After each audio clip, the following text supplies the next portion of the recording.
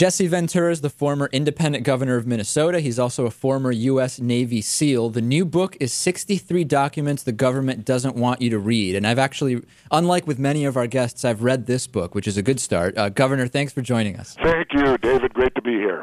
So I want to talk first a little generally about conspiracy theories, and we talked about this a little bit last time you were on the show. Okay. And I have found that there is this kind of double standard with conspiracy theories, where when someone posits a theory, unless the people they're talking to can prove for sure that it's not true, there's almost this assumption that, hey, I've suggested something that definitely is true. Do you agree with my assessment that there's this kind of double standard?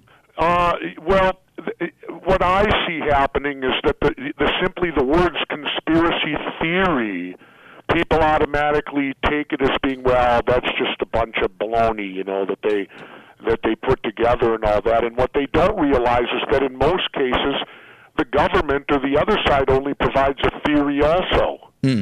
So, for example, on 9/11, the government's never proved bin Laden did it in any way, shape, or form. They just told you he did. Well, and he took responsibility. And what have they actually produced to prove he did it? Right. Well, but bin Laden did take responsibility. But I want to say... No, he did not. No, he did not. Well, initially, when the AP asked him right after it happened, he said, I didn't do it, but I'm not sad that it happened. Right, and then, well, I guess you are right in a sense, which is that we only eventually he took responsibility through his channels, but we are just taking that at face value. In other words, maybe that's not the case. That could have been fabricated. Exactly. Okay. Exactly. Bin Laden initially said that he did not do it. Let's save 9/11 a little bit because I have a bunch of questions about it. Sure. Do you think people are drawn to some of the, and I'm just using the term conspiracy theory just so we're all clear on kind of what I'm talking about. I get your point about the phrasing. Are people drawn to these theories because it fulfills maybe a need to explain events that maybe have an unknowable source? Maybe there is no story we can discern, so people are drawn to any theory that is presented. Well, they can become very addicting. I'm finding that out myself, having dealing with it with the TV show and my last book, American Conspiracies. But I'll tell you what draws me to them. I'll give you my personal. Yeah. I can't speak for everyone else. Okay. But what draws me to them is that, my God, these things are better than anything Tom Clancy or Vince Flynn could ever write. But isn't that maybe what is deceptive? People get excited about the possibility that there is this hidden story, and part of it is just people don't like chaos or unknowable things, so they'll buy into anything, especially if it's exciting. Well, they may, but to me, it's like my view is a little bit different. I like dealing with history more so than reading, like I said, a Vince Flynn or a Tom Clancy book, because that, absolutely is nothing but figments of their imagination, the writers. So even if the theory holds no water, there's still that little bit in you that says it might. Yeah, no, for sure. What I'm reading here could be true. And then, of course, if you really get into it and you actually start delving into documents and all that stuff, you can usually find out one way or the other and be able to draw a pretty solid opinion of whether there's enough meat on the bone or not. What's your thought about media's coverage of Wikileaks? I've thought that it has been terrible. I think media, with a fear of losing access to politicians they want to talk to, have been afraid to say, hey, this is a good thing. These documents are providing us a lot of valuable information. People are comparing Julian Assange to Daniel Ellsberg when the real comparison should be Bradley Manning to Ellsberg. What's your thought on how the media has handled Wikileaks? Well, I think horribly. Horribly, because to me, WikiLeaks and Bradley Manning are heroes.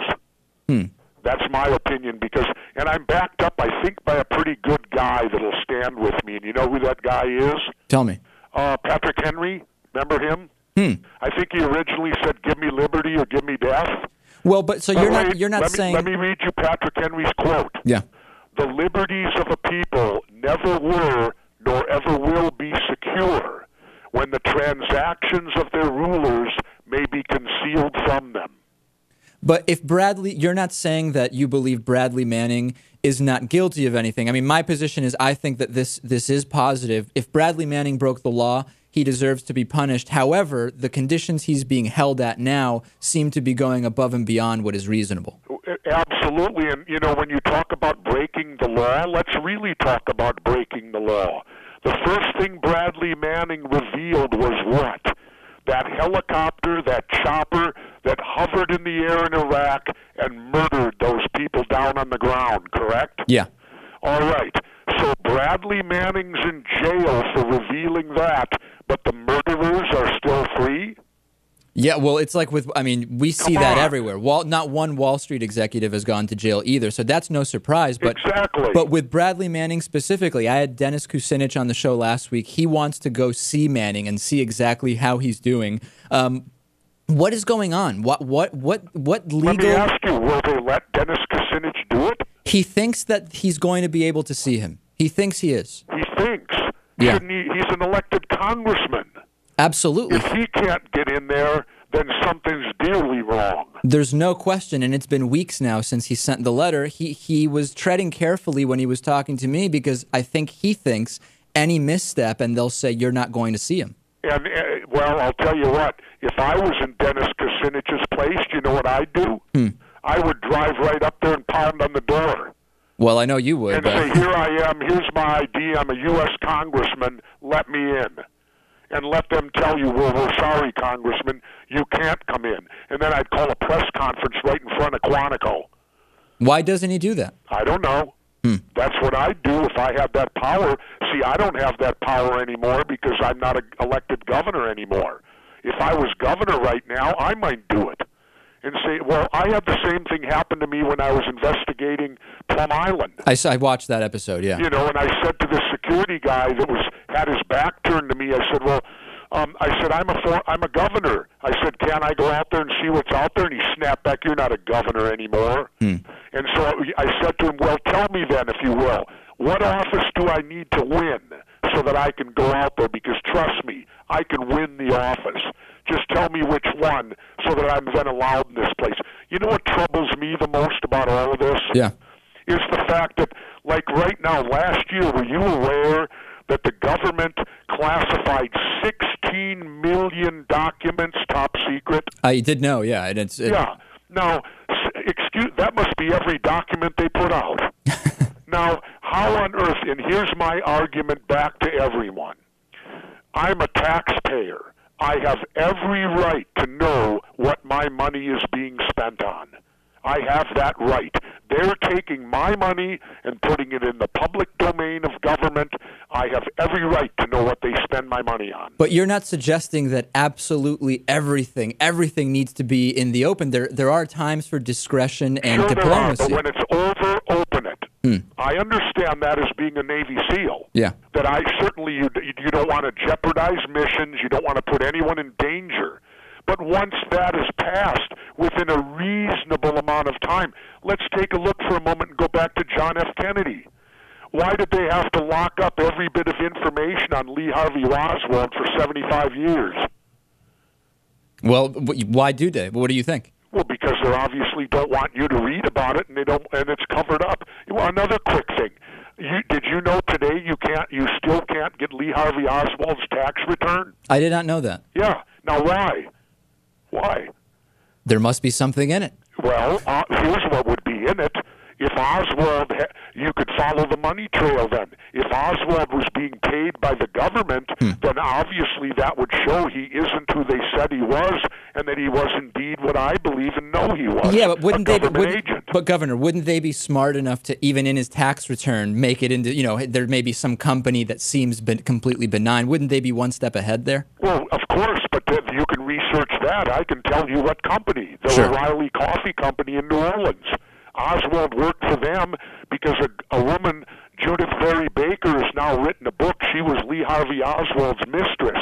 She's in Europe and in hiding and has been for years because she was warned, if you want to live, you better disappear. Let me go back. And she's over there, and she verifies at the Riley Coffee Company that Oswald worked there, which is a well-known front for the CIA.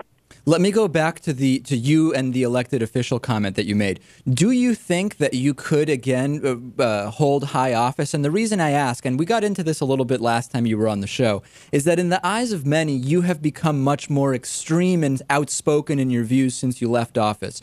And I don't know that you would have the same ability to I mean, could you even go back to being governor in Minnesota? Why not? I don't know. No, you're probably right. You know why? Because I came out of the closet. Right. No, do you know what coming out of the closet is? Well, you started speaking your mind and just saying what you think is true. What's the traditional of someone coming out of the closet? Well, typically it refers to, gay, lesbian. Exactly. Well, I'm not gay and I'm not lesbian, but I came out of the closet. I've now gone public and said I'm an atheist. Well, if you're an atheist in this country, you're not going to get elected. I don't disagree with that. But what I'm saying is I think even going beyond that, certainly you have a different reputation today than you did when you were governor. You think so, huh? Then when I walk the streets today, how come everybody tells me I should be the president? Hey, I'm not saying. I'm just saying. I think the polls would show. And how come everybody comes up to me on the street, shakes my hand here in New York, and says, "Governor, thank you for what you're doing"? Hey, but people do that to Sarah Palin too, and I'd be scared. She may become president too. Don't count her out. I hope not. Well, you may hope not, but they're building her for it. They're creating her image. They've given her a TV show. To talk about a different possible candidate, one that is from Minnesota, what do you think of Michelle Bachmann outraising Mitt Romney in the first quarter? What on earth is going on? Well, she happens to be my congresswoman. Right. I live in her district. Yeah, and what do you think about her as a presidential candidate? It wouldn't surprise me in this country. No, not surprised. But if she won the nomination, you would not be surprised? No, not in this country. Wow. Not at all. I mean, how? I don't understand. I just don't understand how she could possibly convince that many people that she's she goes under the guise of a constitutional expert, which I guess now is the big thing to proclaim oneself. How could she win? I don't know, but I don't put anything past this country. I mean, it isn't about, and it really doesn't matter. It doesn't matter if you elect a Democrat or Republican, because both of those parties are completely owned by the corporations. Yeah, with the exception of a handful of individuals, you're absolutely right. Other than Ron Paul and a few people like that, they're all owned by corporates, and so they take their marching orders. The clear example of that is look in the last 35 years. You've had Republican and Democratic presidents, but yet every U.S. Department of Treasury secretary has come out of Goldman Sachs. And that should speak volumes to you, so it don't matter. And the other thing that should speak volumes, Barack Obama ran on change we can believe in, right? Yeah. What change has he brought? Nothing.